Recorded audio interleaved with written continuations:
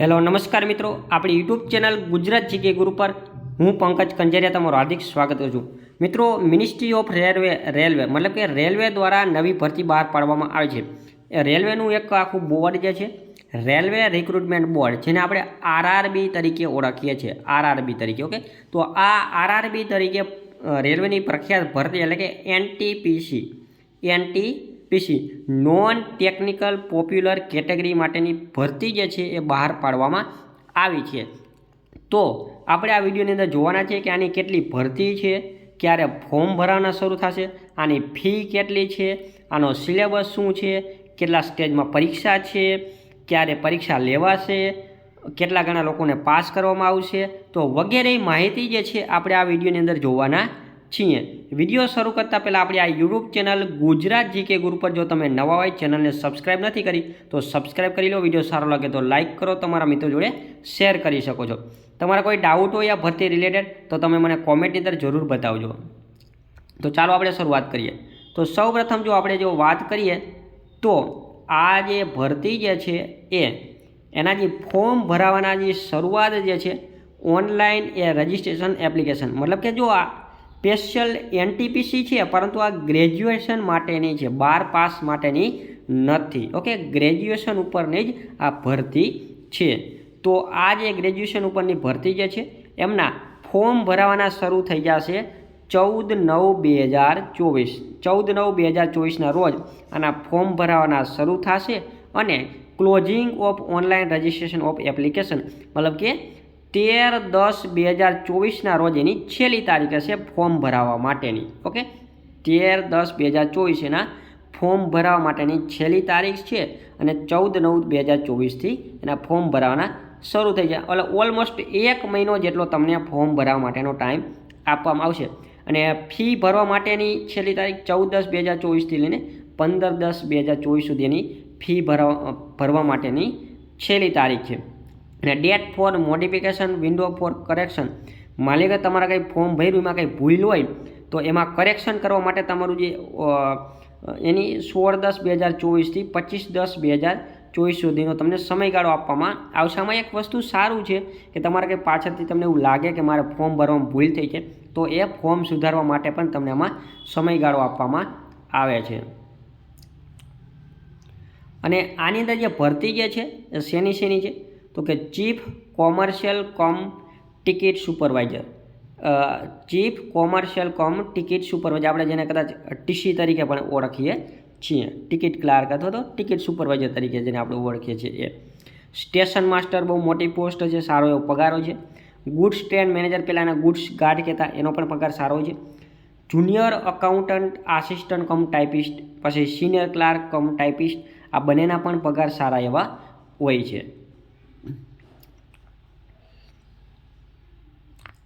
અને આ જે ભરતી જે છે ને એમાં લેવલ ઉપર આ ભરતી હાલે, લેવલ ઉપર. ઓકે, તો એમાં જે છે ચીફ કોમર્શિયલ કમ ટિકિટ સુપરવાઇઝર લેવલ 6 જે છે એનો 35,400 બેઝિક પગાર છે. કેટલો?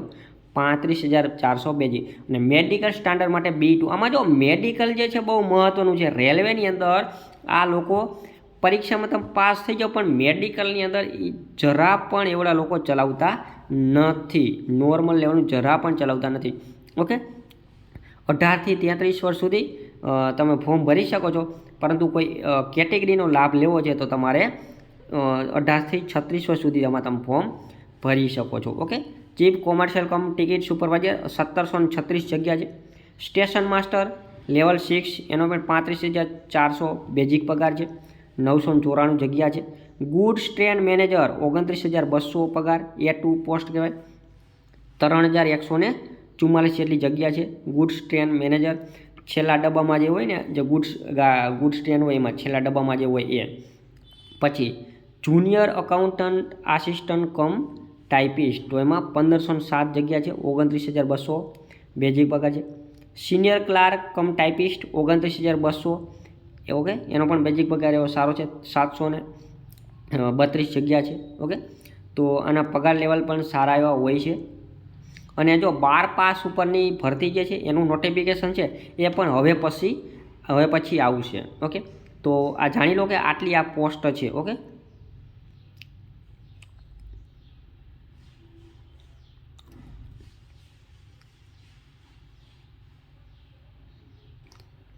અને આ જે પોસ્ટ છે ને એના પ્રિલિમમાં 15 ગણા ઉમેદવારને પાસ કરવાના છે. પ્રિલિમમાં 15 ગણા ઉમેદવારોને પાસ કરવા, માની કે 1000 વેકન્સી હોય, માની કે અમદાવાદની 1000 વેકન્સી હોય તો એના 15 ગણા એટલે કે 15,000 જણાને પ્રિલિમમાં પાસ કરવાનો હોય. એ 15 જણા એને મેન્સ એક્ઝામ આપે, સીપીટી ટૂંકમાં MCQ વાળી, તો એમાં 8 ગણાને પાસ કરે. એની પછી કમ્પ્યુટર ટાઈપિંગ જેમાં આવતું એ આમાં એ કમ્પ્યુટર ટાઈપિંગ આવે, ન આવતું એમાં ડાયરેક્ટ સીધા પાસ કરવાના આવે. અને 1/3 મતલબ કે 0.33 આમાં માર્ક માઇનસવાળી સિસ્ટમ. જો કે પરીક્ષાનું માળખું પણ આપણે આગળ જોઈ લઈશું.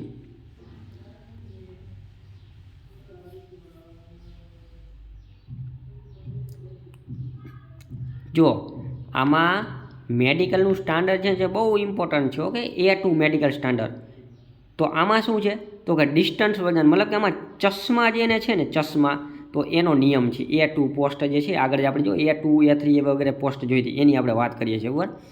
તો 6'9" અને 6'9" વિધાઉટ ગ્લાસીસ, નો ફોગિંગ ટેસ્ટ, મતલબ કે વિધાઉટ ચશ્મા વગરના જે છે એને આમાં લેવામાં આવશે A2માં. ઓકે, અને નીચે આ બધું લખેલું છે, તમે વાંચીને જો.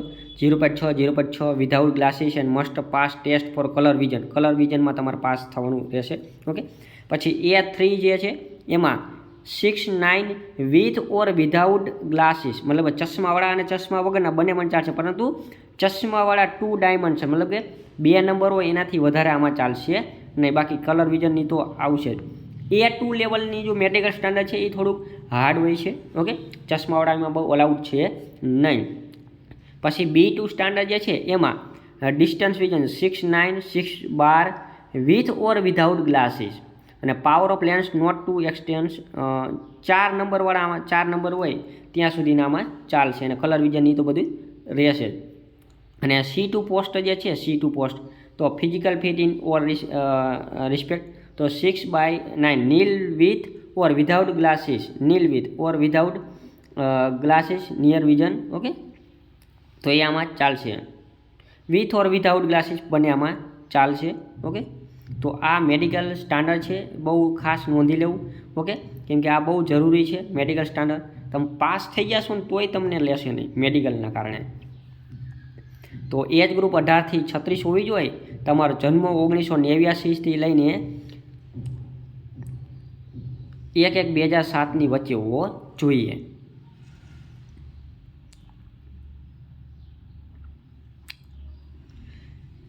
જો ઉંમરમાં તમને રિલેક્સેશન આપવામાં છે. OBC વાળાને નોન ક્રિમિનલ સર્ટિફિકેટ હોય તો એમને 3 વર્ષનો, SC ST વાળાને 5 વર્ષનો, એક્સ સર્વિસમેન છે એમને 3 વર્ષનો.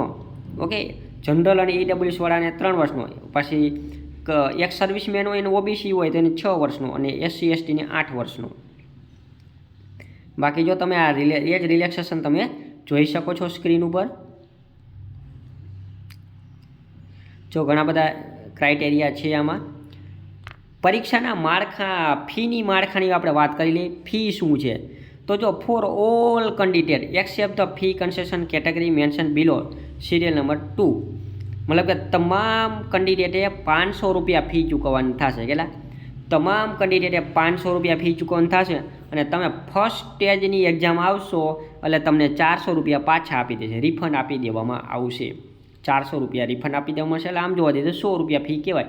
જે લોકો આડેધડ ફોર્મ ભરે છે, વગર જોતા ફોર્મ ભરે છે, એટલા માટે આટલી બધી ફી રાખવામાં આવી છે. પણ જે લોકો ફી સિરિયસલી તૈયારી કરીને આપે છે તો એટલે આપે એના માટે આટલી ફી રાખવામાં આવી છે. અને જે લોકો ફી પરીક્ષા આપે છે ફર્સ્ટ સ્ટેજની, તરત એમના ખાતામાં 400 રૂપિયા તમને જમા કરી દેવામાં આવે છે. ઓકે, બાકી SC ST minority, x servicemen, physical handicap એમને 250 રૂપિયા ફી છે. અને એમને બધી જ ફી 250 રૂપિયા ફી જે છે એ પાછી આપી દેવામાં આવે છે. અને આ ફી તમે ઓનલાઈન અથવા તો ઓનલાઈન ફી ભરી શકો છો.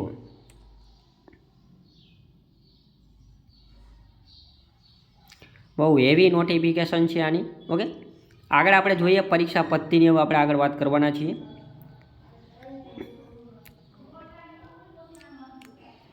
તો હવે ફર્સ્ટ સ્ટેજની પરીક્ષા પદ્ધતિની આપણે જો વાત કરીએ તો પહેલી પરીક્ષા છે એ 100 માર્કનું પેપર હશે. અને એના માટે તમને 90 મિનિટનો ટાઈમ મળશે. 40 માર્કનું જીકે આવશે, 40 માર્કનું જીકે આવશે, 30 માર્કનું ગણિત અને 30 માર્કનું રિઝનિંગ આવશે. ઓકે, આટલું તમને જે છે ફર્સ્ટ સ્ટેજની એક્ઝામમાં તમને પૂછવામાં આવશે NTPCમાં. ઓકે, અને આની અંદર જે લોકો પાસ થાય આમાં 15 ગણા ઉમેદવારને પાસ કરવાના છે. એ લોકો સ્ટેજ 2ની CBTમાં જશે, કમ્પ્યુટર બેઝ ટેસ્ટ. ઓકે, બીજી પરીક્ષા છે કમ્પ્યુટર બેઝ જ હશે. તો એની અને જો આ પહેલી ટેસ્ટ જે છે પહેલી, તો એની અંદર આપણે જો વાત કરી લઈ,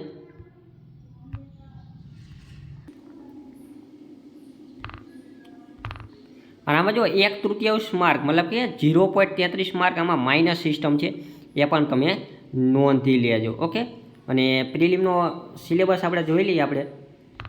તો એમાં ગણિતમાં શું શું છે, તો જો ગણિતમાં number system, decimal, fraction, LCM, SCM, ratio, proportion, તો આ બધું આખું ગણિતમાં જે છે આખું તમે સ્ક્રીનશોટ લેવો હોય તો લઈ શકો છો. અને રિઝનિંગમાં શું છે, તો NLO, completion of number, alphabetic series, coding, decoding, mathematical operation, તો આનો પણ સ્ક્રીનશોટ તમે લઈ શકો છો. કરંટ જનરલ નોલેજની અંદર જનરલ અવેરનેસમાં છે current event of national and international of importance, current affair છે, ગેમ, સ્પોર્ટ છે, art and culture of India, Indian literacy. Okay, આ બધું આની અંદર જનરલ લેવલનું છે. ધોરણ અપ ટુ 10th CBSE, 12મા ધોરણ 10મા સુધીનું આમાં બધું છે. અને આમાં પાસ થવા માટે જનરલ કેટેગરીને 40% માર્ક મિનિમમ છે, EWSને મિનિમમ 40, OBC વાળા મિનિમમ 30% છે. ઓકે, પછી આવશે stage number 2, stage 2 computer base test. જે લોકો આમાં પહેલી પરીક્ષામાં 15 ટાઈમ્સને પાસ કરવાના છે એ લોકોને બીજી પરીક્ષા આપવામાં આવશે બીજી. તો એમાં શું છે, તો એમાં 120 ક્વેશ્ચન હશે અને એમાં 90 મિનિટનો સમયગાળો મળશે. એમાં 50%, 50 માર્ક જનરલ અવેરનેસના અને 35 માર્કનું મેથ્સ ને 35 માર્કનું રિઝનિંગ હશે. અને એમાં 1/3 માર્ક માઇનસ થશે. જો આમાં ગણિતનો તમે ગણિત જોઈ લેજો. જો મેથેમેટિક્સ છે, રિઝનિંગ છે અને જનરલ અવેરનેસ છે, કેટલા માર્કનું છે તમે જોઈ શકો છો.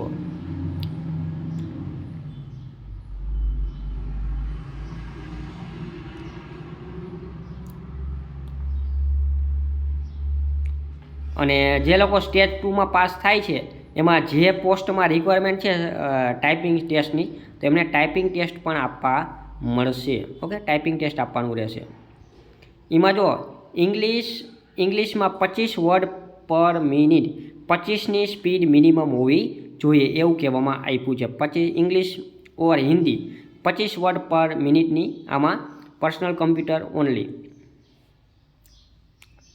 કમ્પ્યુટરમાં 25ની સ્પીડે તમારે ટાઈપિંગ કરવાનું રહેશે.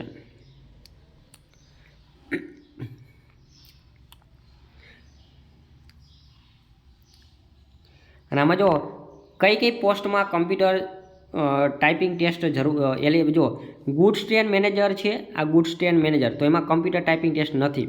સિનિયર ક્લાર્ક જે છે તો એમાં કમ્પ્યુટર ટાઈપિંગ ટેસ્ટ છે. જુનિયર અકાઉન્ટિંગ છે તો એમાંય કમ્પ્યુટર ટાઈપિંગ ટેસ્ટ છે. ચીફ કોમર્શિયલ કમ ટિકિટ સુપરવાઇઝર, તો આમાં ટાઈપિંગ ટેસ્ટ નથી. સ્ટેશન માસ્ટર, તો આમાં ટાઈપિંગ ટેસ્ટ છે. ઓકે,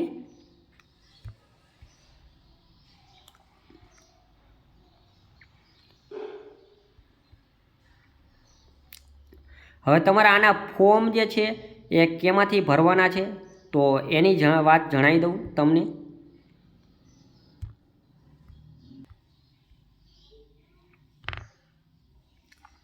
તો આપણે જે અમદાવાદવાળા લોકો જે છે અમદાવાદ, ઓકે, તો એમને અમદાવાદની વેબસાઇટ છે rrbahmedabad.government.in, આ વેબસાઇટ ઉપર જઈને એમને ફોર્મ ભરવાના છે. આપણા ગુજરાતના કેન્ડિડેટને rrbahmedabad.government.in જઈને વેબસાઇટ ઉપર જઈને તમે ફોર્મ જે છે એ ભરી શકો છો. ઓકે, અને આપણા ગુજરાતમાં આ NTPCની કેટલી વેકન્સી છે એ પણ તમે ધ્યાને લઈ લો. ઓકે, અલગ અલગ રાજ્યમાં અલગ અલગ વેકન્સી છે. ટોટલ 8113 જેટલી વેકન્સી છે. તેમાં આપણા અમદાવાદની મતલબ કે ગુજરાતમાં કેટલી વેકન્સી છે એની આપણે જોઈ લઈએ. 8113 ટોટલ વેકન્સી છે આખા ભારતમાં, પરંતુ આપણે ગુજરાત RRB અમદાવાદમાં મતલબ કે ગુજરાતમાં ફોર્મ ભરીએ છીએ તો એમાં 516 જેટલી વેકન્સી છે. એમાં ચીફ કોમર્શિયલ કમ ટિકિટ સુપરવાઇઝરમાં 157 છે.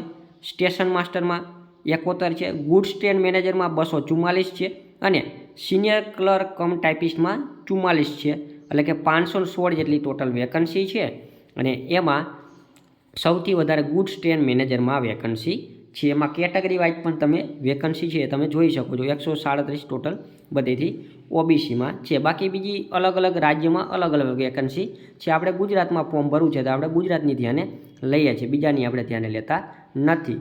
ઓકે, અને ટોટલ વેકન્સી છે 8113 અને 12 પાસ ઉપરની જે રેલવેની જે પરીક્ષા ભરતી છે એ પણ અલગથી એનું નોટિફિકેશન છે એ ટૂંક સમયમાં આવશે. 21 તારીખે લગભગ એનું નોટિફિકેશન આવી જશે.